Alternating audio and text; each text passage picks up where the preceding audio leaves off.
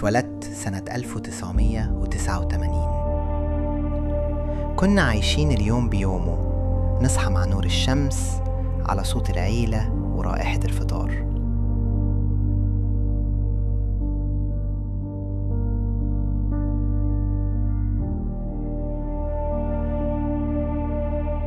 مفيش زرار يرجع اللي فات ولا إعادة المشهد ضاع. حتى الصور كنا نستنى أيام عشان نشوفها. كنا بندي لكل حاجة وقتها ونستمتع بالحياة من غير ما نحسب كل خطوة. بس الدنيا سرعت فجأة، الاختراعات دخلت كل تفصيلة في يومنا. بقينا في سباق مستمر، مستعجلين نوصل حتى واحنا مش عارفين نوصل لفين. ولما الذكاء الاصطناعي دخل حياتنا، في الأول كان مجرد أداة تساعدنا، لكن مع الوقت بقينا نعتمد عليه في كل حاجة. نسأله نرد ازاي، نلبس ايه، نقول ايه. بقى هو يفكر واحنا ننفذ. وبعدين جه سبتمبر 2043، في ليلة واحدة كل حاجة سكتت.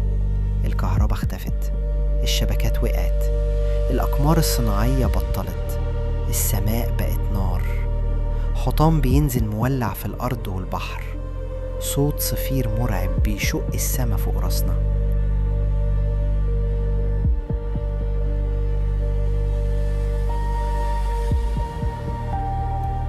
العالم ما انتهاش، بس وقف.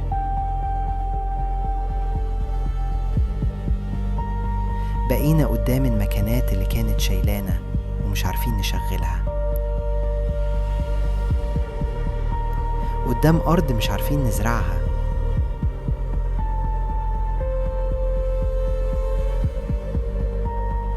ناس ماسكة موبايلاتها كأنهم شايلين جثة مستنيينها تنطق. بس الشاشة بقت مراية سودة، ولما الشاشات اسودت ما فضلش غير عقلنا.